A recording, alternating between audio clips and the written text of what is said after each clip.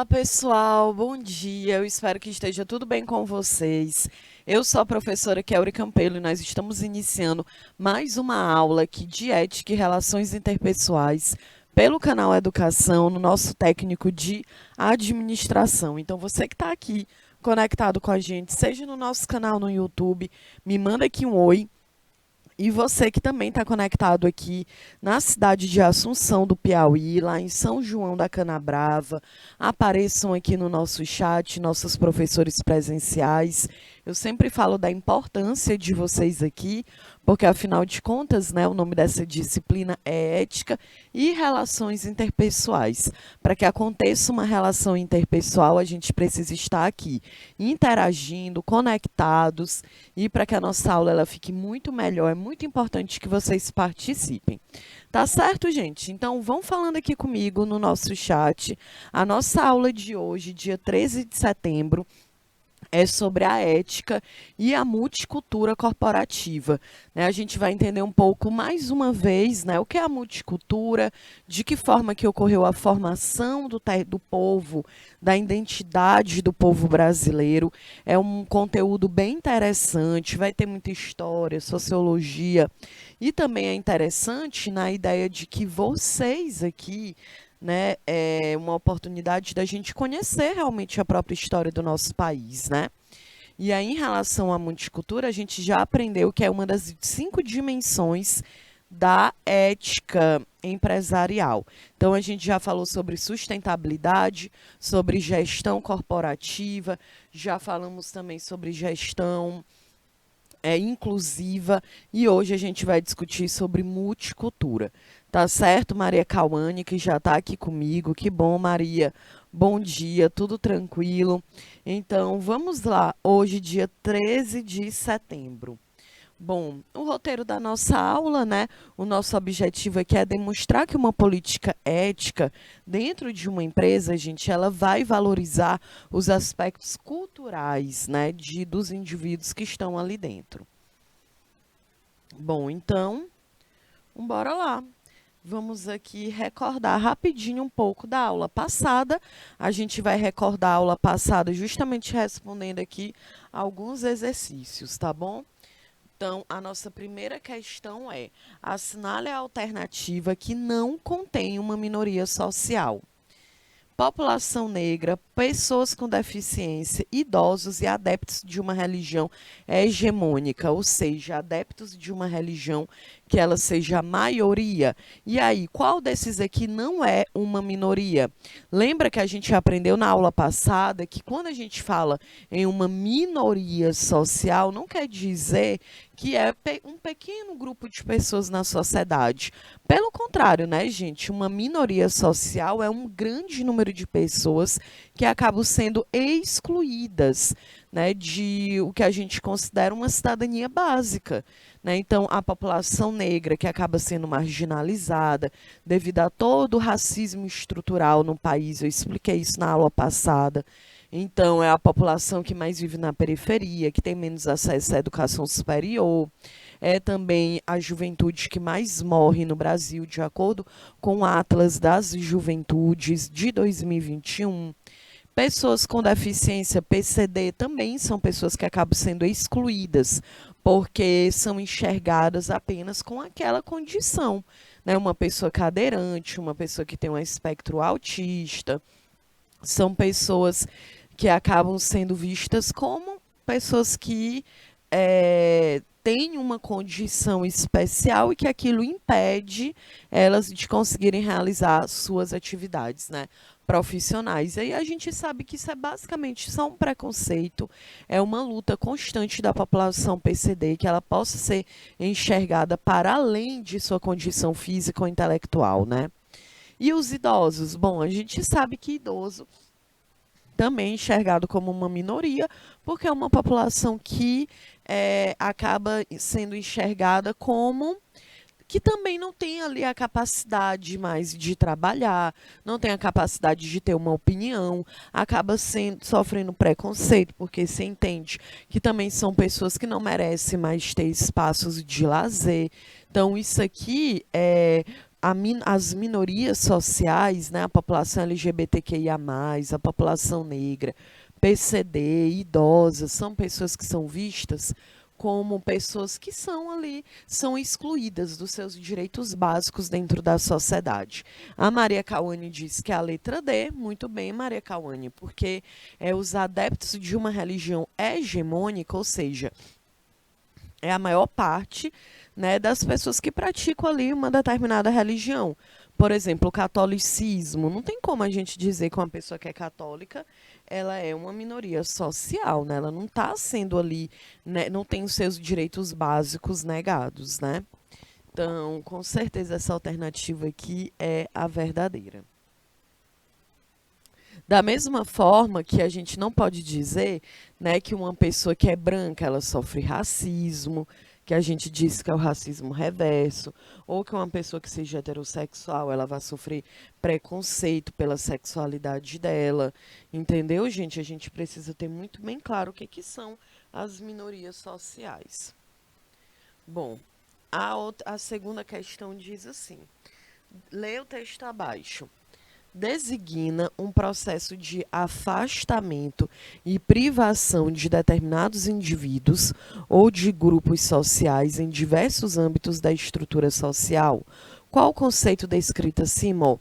Um afastamento e privação de determinados indivíduos ou de grupos sociais, né? Então são pessoas que vão ser o quê? Separadas, afastadas, marginalizadas. Certo? Ó, a Assunção do Piauí, que está aqui comigo, os alunos, ó, sala 13 pessoas lá em Conceição do Piauí. Que bom que vocês estão aqui, gente. Obrigada, viu, professor, professora presencial, por aparecer aqui com a gente. Bom, é a exclusão racial, Cauane. O racismo é quando a pessoa ela é segregada de uma forma exclusiva por causa da sua cor, da sua etnia. Só que aqui no caso a questão não está dizendo especificamente, né? Então a gente diz que é uma exclusão social. Não é inclusão, porque se eu estou te afastando, te segregando, não pode ser, não é racismo, pode ser racismo também, mas a questão do racismo precisa deixar explícita que é uma questão pela cor e na questão, no texto não te diz isso, te diz apenas que é um processo que afasta e que priva determinados indivíduos. Poderia também ser uma pessoa idosa, uma pessoa PCD, uma mulher LGBTQIA+. Né? Então, o racismo era uma resposta muito específica para a cor. Então, é exclusão social, porque eu te excluo, eu te segrego, eu te divido das demais pessoas por alguma condição, né? Então, aqui, a alternativa verdadeira, letra C. Terceira questão, leia o texto abaixo. A adaptação do processo de produção de uma empresa às necessidades do empregado, garantindo que a produtividade esteja sempre aliada com a harmonia, bem-estar e satisfação dos trabalhadores. Qual conceito foi descrito acima? É o de segregação, de preconceito, de gestão inclusiva ou de gestão humanizada? Olha, é uma produção, uma administração dentro da empresa que ela esteja aliada, né, garante a produtividade dentro da empresa, mas ela também está aliada à harmonia, ao bem-estar, à satisfação dos trabalhadores. Então, qual é o conceito? É segregação? Não, né? Porque eu estou te dizendo que eu estou integrando. Tem harmonia, tem compreensão dentro dessa empresa. É um preconceito? Também não, porque se eu estou tentando aliar o bem-estar das pessoas que trabalham comigo, eu não vou estar desrespeitando ninguém, né? Então, é uma gestão inclusiva, uma gestão humanizada. Muito bem, Maria Cauane colocou aqui, ó, gestão humanizada. E é essa a ideia, né? A gente fazer uma administração que a gente pense, gente, em todas as pessoas que estão inseridas dentro desse ambiente de trabalho, né? Você não pode fazer uma administração pensando apenas, quem é parecido aqui comigo?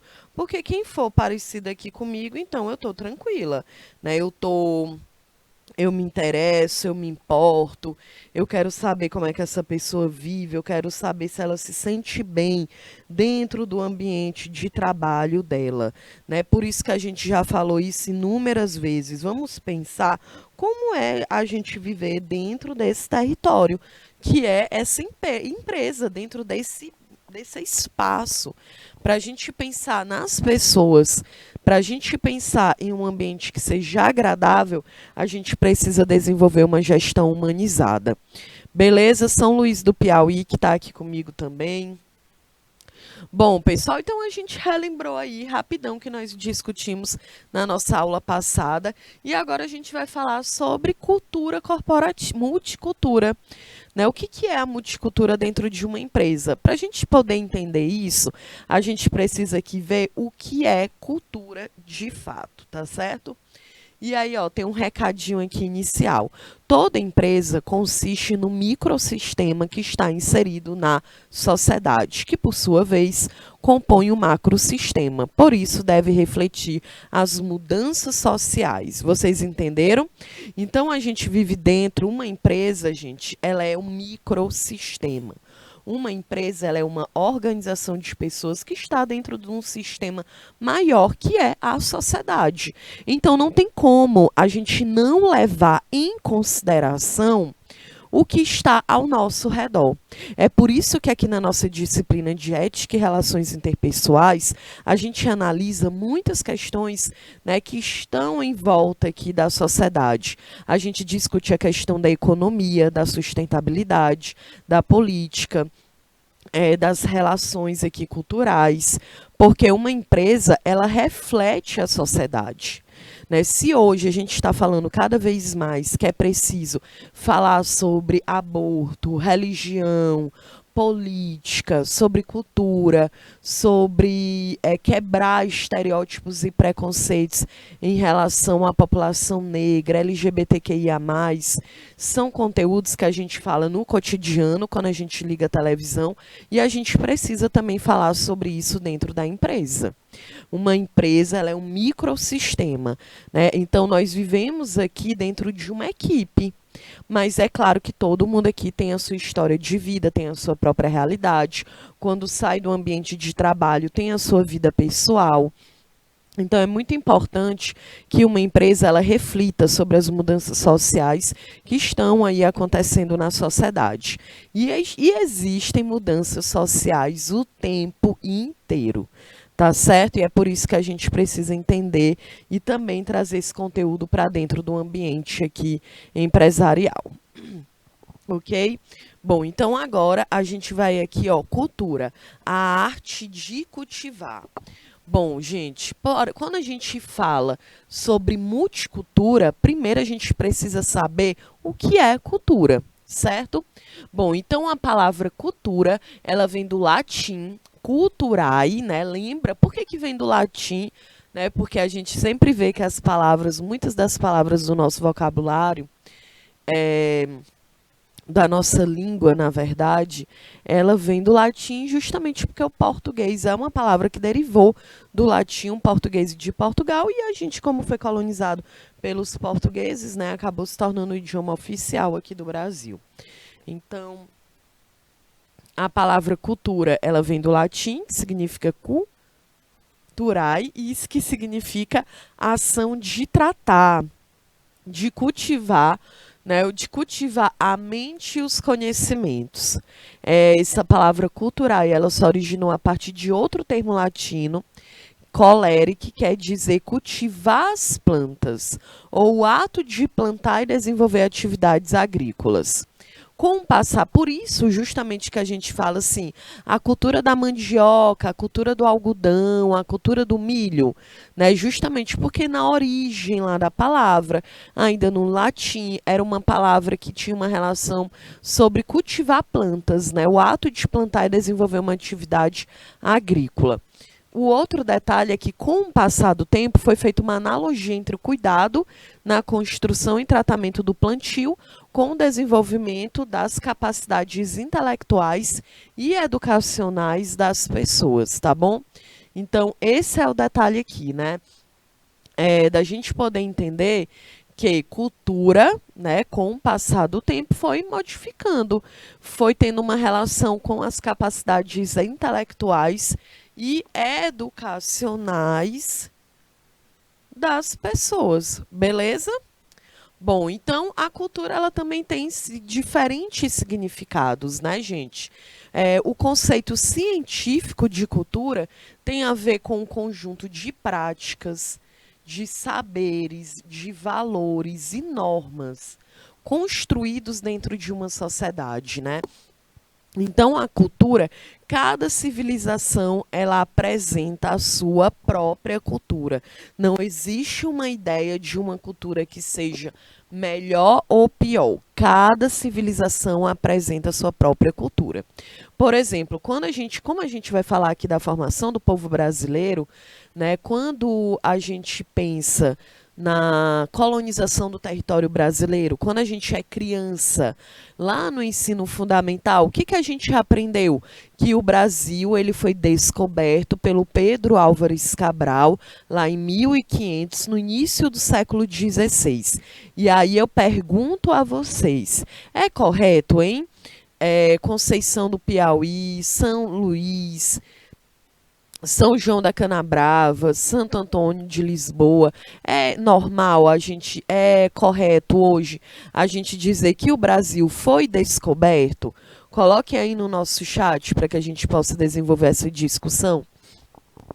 O que é que vocês acham hoje sobre essa ideia, né, da gente dizer que o Brasil ele foi descoberto? Por que, Maria Cauane? Coloca aí para mim. Coloca aqui no nosso bate-papo. O que é que você acha em relação a isso? É correto a gente dizer, o Brasil foi descoberto por Pedro Álvares Cabral. Coloque aí no nosso bate-papo. Olha, gente, por que que é importante a gente refletir sobre isso? Porque todas as vezes, né, a Maria Cauane disse que os índios, né, os indígenas já estavam aqui, né, Maria Cauane? E, gente, é totalmente isso, né? Olha, quando o colonizador português, ele chega ao Brasil em 1500, lá no início do século XVI, ele diz, descobrimos o Brasil. Se ele fala que descobriu algo, então é porque esse algo ele estava, não tinha nenhuma importância, não tinha ninguém habitando aqui, não tinha uma cultura, não tinha uma história, uma memória, então era um território que estava perdido e que não era ocupado por ninguém. Não é isso? Mas a ideia é que é muito importante a gente quebrar isso, porque nós temos pesquisas que comprovam que quando os portugueses eles chegaram no território brasileiro lá em 1500, gente, nós tínhamos uma média de 6 milhões de indígenas vivendo dentro do Brasil, espalhados por todo o território brasileiro, de acordo com seu tronco linguístico. Então, essa é a base da nossa cultura, é a cultura indígena. E aí o europeu, quando ele chega, ele diz o quê? Ele acha que a cultura dele é melhor e superior. Né? Por isso mesmo que o colonizador ele fala o quê? O índio. Né? O termo correto que os próprios indígenas hoje compartilham é que a gente fale em indígenas, para dar uma noção de diversidade cultural. Porque, Nádia, bom dia, quando o colonizador ele diz assim, o índio no Brasil, né, ele também se referia às pessoas que viviam no México, no Chile, no Peru, na Argentina, no Canadá, nos Estados Unidos. Ele dizia que todo mundo era índio. Só, gente, que é uma generalização, porque a cultura indígena no Brasil, ela não é a mesma lá no Canadá, lá nos Estados Unidos, que é na América do Norte. Não é a mesma que a do México, que também está na América do Norte, viu? Só que o México fala espanhol, né? Então, por causa da colonização, é considerada América Latina. Bom, então, o indígena no Brasil, Tupi, Tremembé, Timbira, Acoroá, né? Eu tô falando só a galera aqui do Piauí. não eram os mesmos, gente, que viviam no México, na Argentina, no Peru. Nós não tínhamos as mesmas características culturais idênticas com as dos astecas, dos maias, dos incas. Então é uma forma de generalizar. E quando eu generalizo, eu esqueço, eu anulo e excluo a identidade desses povos. Então, o termo correto também é indígenas, para dar a ideia, né, de que existe uma diversidade cultural muito grande. Beleza? E aí, quando a gente pensa em cultura, tudo é cultura, gente. Lá na pré-história, quando os homens e as mulheres, né, das cavernas, como a gente fala, que viviam ainda lá no período paleolítico, lascando uma pedra na outra, com o objetivo de conseguir um instrumento para poder matar um animal, se alimentar daquela carne, retirar aquela pele para se proteger do frio, isso também é cultura. Né? Uma cultura é a luta pela sobrevivência. Então, aquela pedra lascada que virava um instrumento é uma cultura. Né? Quando a gente chega lá nas civilizações mais antigas, a primeira forma de escrita cuneiforme ou a hieróglifa lá no Egito é cultura, né? Então, hoje, lá nos povos indígenas, a forma de fazer a oca, a casa é cultura. Dormir na rede é herança cultural que a gente herdou. Provavelmente todo mundo aqui tem uma rede em casa, né? Então, é cultura, é o que a gente herdou da população indígena. As festas juninas aí, como vocês estão vendo na imagem, também é cultura. O nosso idioma também é cultura. As nossas práticas, a nossa culinária, a nossa música, as nossas danças aqui no Brasil, tudo isso é cultura. E cada país do mundo apresenta a sua própria cultura. Não existe uma cultura superior e inferior. Cada civilização apresenta a sua própria cultura, beleza? Bom, então nós temos aqui, nós já entendemos o conceito de cultura, então vamos ver que existem alguns tipos de cultura. A gente tem aqui a cultura popular, que são as manifestações são as manifestações populares, são as heranças populares que a gente vai herdando sem necessariamente tu ter que ir para uma escola para aprender sobre elas. Então, por exemplo, cultura popular, festa junina, a gente não precisou ir para a escola lá, criança, para saber que existiam as festas juninas, né? Porque festa junina é uma festa popular. Tem a música, tem a culinária, tem a dança, né? A gente aprende muito, inclusive aqui no canal Educação, eu já gravei um vídeo que era explicando de onde que surgiam as festas juninas. A gente sabe que sempre ainda ali, durante a Idade Média, na Europa, existia a festa, uma espécie de festa junina, era uma festa pagã que acontecia no mês de junho para comemorar a colheita lá na Europa. Só que a Igreja Católica, quando ela faz ali o domínio de conseguir se tornar a religião, né, a maior instituição religiosa, ela não ia deixar uma festa, né, com uma abrangência tão grande, sendo que era pagã. Então, ela pega a festa e incorpora dentro das suas características religiosas. E aqui no Brasil, a gente fala, a festa junina vem da França, né? Aquelas palavras, o anarrier que a gente fala. Claro, realmente era muito comum na França, mas aí a gente precisa lembrar que os indígenas aqui dentro do Brasil também já tinham uma festa junina, porque no mês de junho era comemorada a colheita do milho. E o milho, gente, aqui era a base da alimentação indígena. Por isso mesmo que o milho, ele é tão famoso na festa junina, né? Porque a gente tem um bolo de milho, tem um cuscuz, tem um milho cozido, tem um milho assado, mas ao mesmo tempo não é só na festa junina que a gente come o milho.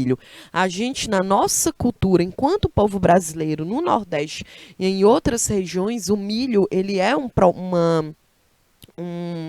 produto que ele está muito presente na nossa alimentação, na nossa dieta alimentar, né?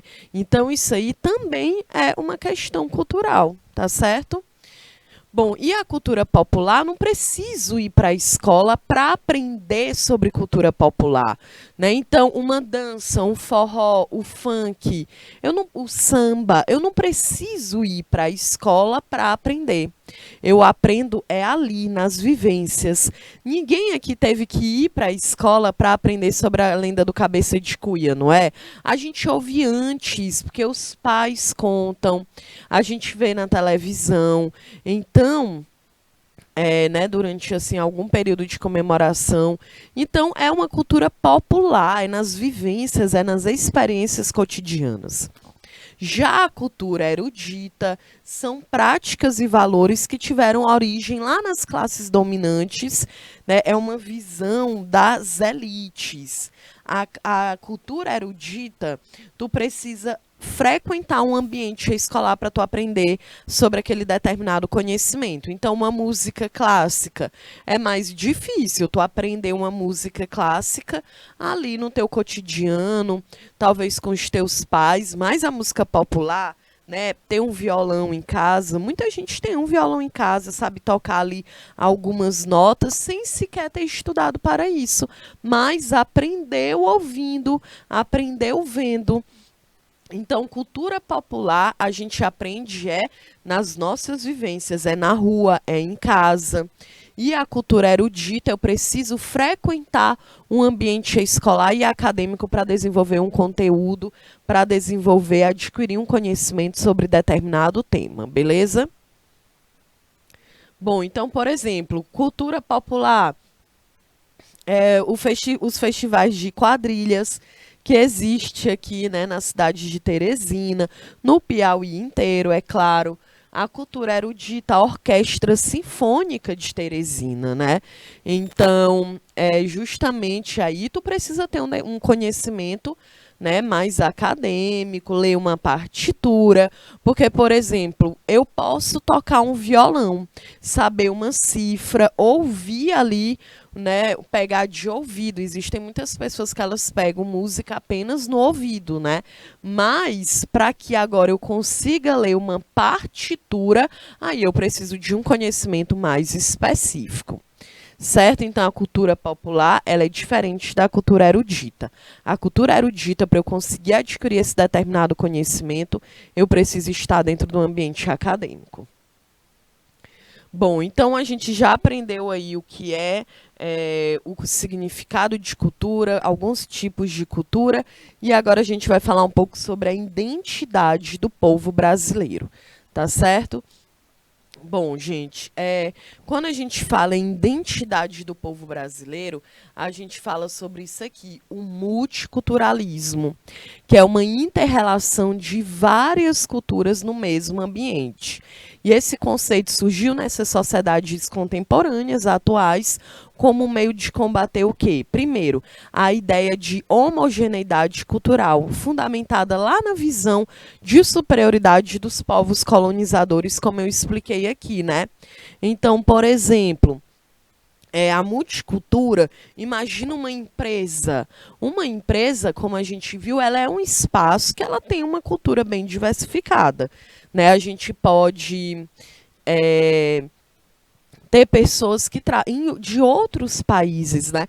Como aqui no canal Educação, que a gente tem um diretor de imagem que é do continente africano e que é uma outra cultura. Embora nós tenhamos muitas relações, né? A gente fala já em uma cultura afro-brasileira devido à quantidade de africanos que infelizmente, né, foram retirados do seu território, trazidos para o Brasil para serem colocados num sistema de escravidão, né? E claro que com isso gerou uma cultura também muito forte no Brasil, negra, africana. Mais uma pessoa que vem de um outro continente para o nosso, né, ela vai ter que se readaptar, vai ter que se socializar dentro desse território. Então, a gente fala multiculturalismo devido a muitas culturas que são compartilhadas dentro de um mesmo ambiente. Certo? E por que o multiculturalismo ele é importante? Por causa dessa discussão que a gente fez aqui, né, Maria Cauane, de que se eu não levo em consideração a cultura de outras pessoas, a gente vive naquela ideia de que existe uma cultura que é melhor do que a nossa. E era muito compartilhado isso com o branco colonizador, né? O que que ele dizia? Olha, o Pedro Vaz de Caminha, que escreve a Carta do Achamento do Brasil, né, como ele determina, ele diz, olha, a galera aqui no Brasil, né, não tinha esse nome ainda, né? A galera aqui tá andando sem roupa, não tem vergonha de mostrar não tem o pudor de mostrar suas vergonhas, né? Ou seja, é a nossa cultura. Não era errado andar sem roupa, né? Só que na cultura europeia branca aquilo ali era um choque cultural. Então eles imaginam que então essa galera não tem cultura, não são civilizados, né? Ah, não come com garfo e faco, não são civilizados. Dentro da oca não tem a divisão ali dos quartos, da sala, então não são civilizados. Só, gente, que a gente precisa compreender que são apenas culturas diferentes, não existe essa cultura melhor ou pior. E isso é uma ideia muito importante para a gente poder refletir, tá bom? Eu lembro de uma vez, gente, quando eu estava fazendo uma pós-graduação, eu estudei com uma menina e ela comentou que tinha feito uma viagem para o Pará para visitar uma parente, né? E a gente sabe que na região norte do país a gente tem uma concentração muito grande da população indígena, né? Então, aí ela comentou que ela pegou um ônibus, né? E dentro desse ônibus, um homem indígena entrou dentro do ônibus, sentou lá e aí sentou do lado dela. Ela disse que ficou muito nervosa, ficou se tremendo, levantou do banco, né? E foi se afastar assim um pouco. Né? E depois ela disse, aí relaxou, ela disse, comentou assim, né, que ele estava vestido com um terno para parecer que ele estava indo para um trabalho. E aí, isso a gente questionou bastante lá, né? E eu não me esqueci dessa fala. Porque, olha, o que foi que despertou nela ela ter medo, ela ter receio de uma pessoa indígena, gente? O que é? A gente acha o quê? Que a pessoa indígena, ela anda. Como que ela anda? Como que você acha que é uma pessoa indígena? Tu acha o quê? Que ela fica direto gritando, que ela anda com arco e uma flecha e ela vai te matar? Ou que ela ainda anda nua pela rua? Ou que ela anda com cocá na cabeça? Ou que ela nunca viu um ônibus? Que ela nunca pegou no celular? Que ela nunca estudou? Isso são preconceitos que já estão internalizados, mas que a gente precisa ir quebrando eles. Uma pessoa indígena, gente, é uma pessoa que está aqui ocupando esse espaço social como qualquer outra. É um indivíduo, é um cidadão, uma cidadã que quer trabalhar, estudar, né, que luta para que possa ter uma preservação da sua terra. Né? A terra para a população indígena não é apenas um espaço físico. Ah, a gente pensa assim, a terra para o indígena é porque ele quer plantar milho e mandioca. Gente, claro que não. A terra para a população indígena é uma relação de história, de memória, de ancestralidade, de identidade, de cultura, gente. Então é muito importante que a gente entenda esse multiculturalismo, para que a gente não entenda que existe uma cultura que é superior.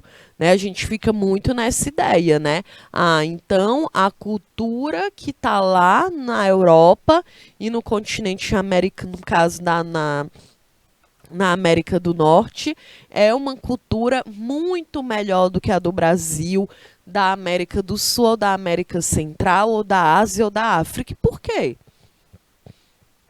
Vocês já pararam para refletir? Por que que a gente acha que a cultura do outro é melhor do que a nossa? É porque a gente não valoriza a nossa própria cultura, né? É muito engraçado. Toda vez quando a gente sempre tem alguém que fala assim, ah, eu tenho uma avó, uma tataravó que é portuguesa, italiana. Parece que aqui no Brasil ninguém tem uma tataravó que é indígena. Ou que foi uma indígena mais, né? Então, gente, não é possível, né? A base da nossa cultura, ela é indígena. E aí depois, sim, a gente vai falar aqui quando foi inserido a branca e a negra.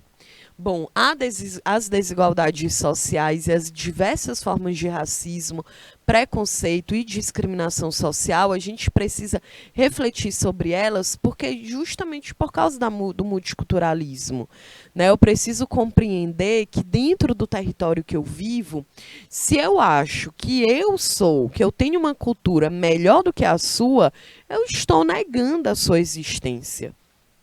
Eu estou sendo racista, preconceituosa, eu estou fazendo uma discriminação social. Quando eu vivo dentro de um país como o Brasil, que tem uma diversidade cultural muito grande, e a gente vê imigrantes entrando aqui, e eu digo, eu não quero um imigrante aqui, eu não quero uma pessoa de um outro país, é claro que eu estou sendo preconceituosa, é claro que eu estou sendo racista também. Né? E aí tem um detalhe, né? Aqui no Brasil a gente fala assim, gringo. A gente tem que abrir as portas para o gringo. Quem é o gringo na nossa cabeça? É quem é branco do olho azul. O gringo é o que nasceu lá na Europa ou nos Estados Unidos, né? Aí tu vê uma pessoa que nasceu na Inglaterra e ela é negra, e tu nem pensa que ela é negra, né? Ou tu nem pensa que ela é gringa. Porque a gente tem muito aquela ideia que o gringo é quem vem da Europa ou dos Estados Unidos, da América do Norte. Aí é gringo. Quem vem da Argentina para o Brasil não é gringo? É gringo também. Quem vem do continente africano não é? Né? E aí a gente tem uma política de abrir o Brasil para quem vem da Europa ou dos Estados Unidos. Mas eu não quero abrir o Brasil para quem vem da Venezuela, que passa uma crise humanitária ali dentro. Não quero abrir as portas do Brasil para quem vem do Afeganistão, que está vivendo ali no sistema, né, de repressão ao extremo com o Estado Talibã desde o ano passado, quando os Estados Unidos se retirou do país. Então, gente, vamos entender que multicultura não é apenas aquela cultura que eu acho que é uma cultura superior, não. Cada povo tem a sua própria cultura, beleza? Olha, aqui outra questão, a interculturalidade, que é uma construção de novos conhecimentos, novas interpretações do mundo a partir do contato com diferentes culturas. A gente aprende com diferentes culturas. A gente aprende com uma pessoa que tem uma cultura diferente da nossa, porque são outras vivências, né? Então, o povo brasileiro, gente, ele é formado a partir da mistura de diversas culturas e etnias, né? Nós temos o indígena nativo, o branco colonizador e o negro escravizado. E aí é muito importante a gente compreender que essa concepção da formação da sociedade brasileira, a partir da mistura, olha ali, entre aspas, entre indígenas, brancos e negros, ressalta uma relação de forças que são desiguais. Né? E aí foi apoiada no mito da democracia racial, que é do Gilberto Freire. Eu não coloquei aqui, né? Eu acho que eu não coloquei A Casa Grande e Senzala, que é um livro que a gente estuda lá na história e na sociologia, do Gilberto Freire. O Gilberto Freire, gente, um sociólogo, né, escrevendo ainda lá na década de 30, na primeira universidade de sociologia que a gente tem no Brasil, que é na USP, olha o que ele desenvolveu uma teoria, depois ele foi muito criticado, mas o livro dele, né, Casa Grande e Senzala, ainda é um dos livros mais estudados no Brasil para entender cultura de fato, né? E aí, o que o Gilberto Freire, ele diz lá no Casa Grande e Senzala? Ele diz, olha, galera, a gente vive dentro de um país que existem muitas pessoas diferentes, miscigenadas. Então, a gente tem a pessoa que é indígena, a gente tem quem é branco, a gente tem quem é negro. Isso não acontece em outros países do mundo, né? Tu vai nos Estados Unidos, obviamente que existe a pessoa negra, os indígenas, os amarelos, né? Que é a pessoa asiática. Inclusive, aqui no Brasil, no IBGE, tem um termo amarelo para se designar quem é asiático. A gente sempre acha que a pessoa que é asiática, né, o japonês, o chinês, o tailandês é branco, mas não é, né? É uma pessoa não branca, é uma pessoa amarela.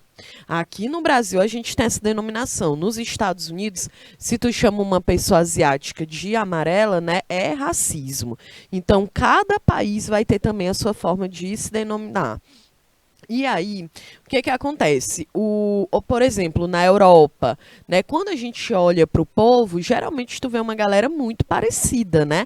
Então, a maior parte da galera é branca, tem o olho claro. Nos Estados Unidos, no Canadá, o Canadá ainda é um país que tem uma diversidade um pouco maior, né? Então, deixa eu ver aqui. Outro país no continente africano, a maior parte da população é preta. Quando tu vai na Ásia, a maior parte da população, quando tu olha o rosto daquela galera, eles têm o fenótipo muito parecido. Aqui no Brasil, gente, é muito diferente. Ó, eu tô aqui com a Yara, nossa diretora de imagem, a gente já é diferente, né, Yara?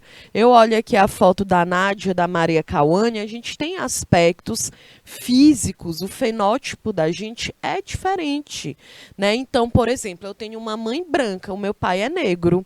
Então, a gente, na tua casa é o contrário, Yara, a tua mãe é negra e o teu pai é branco, ó, tá vendo? Então, existe uma miscigenação no Brasil, de fato, que é muito grande. E aí, o que que o Gilberto Freire ele diz? Olha, galera, isso só acontece no Brasil, essa miscigenação. Então, ele desenvolve uma teoria de que existia uma democracia racial no Brasil, porque brancos, negros e indígenas viviam de uma forma conjunta. E aí, a gente tem um outro sociólogo, que é o Florestan Fernandes. E o Florestan Fernandes vem e diz, olha, Gilberto, não é bem assim não, cara? Por quê? Gente, a população, quando o Gilberto Freire me diz que existe uma democracia racial, é a ideia de que todas as pessoas elas vivem dentro do Brasil de uma forma igualitária. E aí não é verdade, porque isso não existe, né? Durante todo o período de colonização no Brasil, Gilberto Freire esqueceu de dizer que se existe miscigenação, pessoa branca que se relacionou com a pessoa negra, que se relacionou com a indígena, que tiveram filhos que foram miscigenados, é porque no Brasil, gente, era normal estuprar mulher negra e indígena. Ele só esqueceu esse pequeno detalhe, né? Então, e olha, pequena que eu tô sendo irônica, viu, gente? Porque não tem como, né? Infelizmente, o Gilberto Freire, ele desenvolve essa teoria. Isso aí prejudicou demais o Brasil, na ideia de que a gente vai levando esse discurso de que o Brasil vive uma democracia racial. E aí a gente também precisa entender de que ponto é que o Gilberto Freire, ele escreve isso, né? Então, ele é um cara de classe média, pernambucano, vai morar em São Paulo, estuda sociologia na primeira universidade que tem sociologia no Brasil, que é na década de 30 na USP. Depois ele vai morar nos Estados Unidos, ali na década de 30 e 40, e 60, né? E aí, o que que ele vê nos Estados Unidos? Lá nos Estados Unidos, gente, pleno século XX, existia segregação racial, né? Então, a galera, existia um ônibus para branco, ônibus para negro, escola para as pessoas negras, bairro para pessoas negras, né? O bebedouro na rua, que é muito comum lá, a gente não tem esse hábito, mas lá é muito comum ter os bebedouros nas ruas, né? Existe o bebedouro para o branco, o bebedouro para o negro. Então, era uma violência ao extremo. E aí ele diz, olha, esse tipo de coisa não tem no Brasil. Beleza, realmente não tem no Brasil. Mas aí vem uma grande questão. A escravidão, ela acaba no Brasil depois de mais de 350 anos. O Brasil foi o país que mais recebeu africanos para serem escravizados, que mais comprou, né, pessoas para serem escravizadas. E quando a escravidão termina em 1888, o que foi que aconteceu? Nada de diferente na vida da população que era negra no Brasil. Então, foi uma população que continuou sendo excluída, marginalizada, não teve acesso à saúde, ao trabalho, à educação, ao lazer.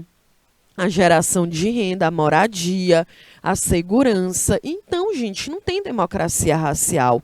E aí o Florestan Fernandes, né, o sociólogo, ele diz, olha, é um mito da democracia racial. Porque o que que significa mito? Mito significa um discurso fantasioso, um discurso que é mentiroso, é uma narrativa fantasiosa, que ela é contada tantas vezes que fica no imaginário da população. E aí a gente diz assim, o Brasil é um país miscigenado. Realmente é, mas é miscigenado por quê? Porque mulheres eram violentadas aqui, gente. Mulheres negras e mulheres indígenas. Então existia muito aquela cultura de que aquele homem branco, sujeito universal, que é o dono da terra, é o dono da casa, é o dono da mulher, é o dono dos filhos, é o dono dos escravizados. Então, se ele é dono daquela mulher negra escravizada, ele pode violentá-la a qualquer momento. E tem filhos com essas mulheres, né? É um traço cultural do Brasil, gente. Então, um homem branco lá, que muitas vezes, ou português, ou que já havia nascido no Brasil, né? Era muito comum que na casa grande ele tivesse a sua esposa branca e os seus filhos brancos, e na senzala ele tinha ali a mulher, eu não a mulher dele, né? A mulher negra escravizada que ele violentava e que ele tinha filhos com ela, né? E aí essas crianças já nasciam miscigenadas, mas não eram brancas. Né? Então ficava o quê? Ó, marginalizado, continuava sendo escravizado. Então é impossível a gente falar de miscigenação, de multicultura no Brasil sem fazer um recorte social. Ok? Vocês entenderam? O pessoal de Assunção do Piauí, São Luís, São João da Canabrava, cadê vocês que ainda não apareceram aqui no nosso bate-papo? Maria Cauane, Nádia, tudo certinho, né? Bom, então, gente, olha, vale ressaltar também que na composição do povo brasileiro, chegaram ao país ali, principalmente a partir do século XIX, imigrantes de outros países da Europa, à procura de oportunidades de emprego, de diversos ramos da economia. Né? Então, vieram, por exemplo, suíços, alemães, eslavos, turcos, árabes, italianos, japoneses, né? Inclusive, uma das maiores comunidades do Japão, fora do Japão, é dentro do Brasil. E vice-versa, uma das maiores comunidades de brasileiros fora do Brasil é no Japão. É por isso que, olha, em 2008, né, foi comemorado 100 anos de imigração japonesa aqui no Brasil. E aí um outro detalhe que eu também quero que vocês se liguem é que a partir do século XX, lá no início do século XX, né, a partir de 1900, lembra, a escravidão ela é abolida em 1888. 12 anos depois, a gente entra, né, no século XX. E aí já é uma república, né? Porque a república foi proclamada em 1889, um ano depois da abolição da escravidão. E aí um outro detalhe, gente, é que o Brasil era um país racista. Então a população negra ela não tinha trabalho, não tinha como sobreviver. E o Brasil, no início do século XX, começa todo um discurso de embranquecimento da população. Então, ali no início do século XX, a população negra não, né, teoricamente estava livre, mas ela não conseguia trabalho. Então, muitos continuavam sendo escravizados nas lavouras, nos engenhos, e uma outra galera, né, vivia numa situação de marginalização. Né? Quando eu falo marginalização, vivia numa situação que eu te marginalizo, né? Porque começa a ser cada vez mais excluída ali do ambiente da cidade. É no início do século XX que tem o surgimento das primeiras favelas do Brasil, ali naquele eixo Rio-São Paulo. Então, quem é que o Brasil começa com um discurso que é preciso modernizar? Não achavam que para modernizar o Brasil, né, diziam assim, ó, não tem que ter nem preto nem pobre, então manda todo mundo para mais longe possível do centro da cidade. E é aí que vai surgir as primeiras favelas do Brasil, mais distante do centro, justamente com pessoas pobres e pretas, gente. E aí, nesse momento, a gente tem uma grande quantidade de imigrantes europeus entrando no Brasil e indo trabalhar justamente nas fazendas de café, porque a política era essa, embranquecer a população. Né? O Brasil era um país, a maioria era negra, e o Brasil, até hoje, a maior parte do Brasil é composta por pessoas negras. O Brasil, gente, é o segundo país mais negro do mundo, fora da África. O primeiro país mais negro do mundo é a Nigéria, que está dentro da África, e o segundo país mais negro do mundo é o Brasil, gente. O Brasil, ele é mais negro do que muitos países dentro do continente africano, né? Porque a gente tem uma ideia, tá na África, todo mundo é negro lá? Não. Sabia que é o Elon Musk, que já veio até aqui no Brasil aí, que comprou o Twitter, que é o dono lá do Tesla, que agora é o dono do Twitter, ele é o quê? Ele é branco e ele é o quê? Africano. Né? Então a gente tem muita ideia de quem nasce na África, todo mundo é negro lá. Ó, o Brasil é mais negro do que muitos países dentro do continente africano. E mesmo assim a gente ainda tem um racismo tão grande, justamente devido a essas políticas do início do século XX, devido às políticas, né, de mais de 350 anos de escravidão, que foi se gerando cada vez mais segregação. Tá certo? Então, quero muito que vocês pensem sobre isso. Tem uma historiadora, uma educadora, gente, que é a Sueli Carneiro. E aí a Sueli Carneiro, ela participou de um podcast, que é o com Mano Brown, que é um cantor, né, de um grupo aqui de rap dos Racionais.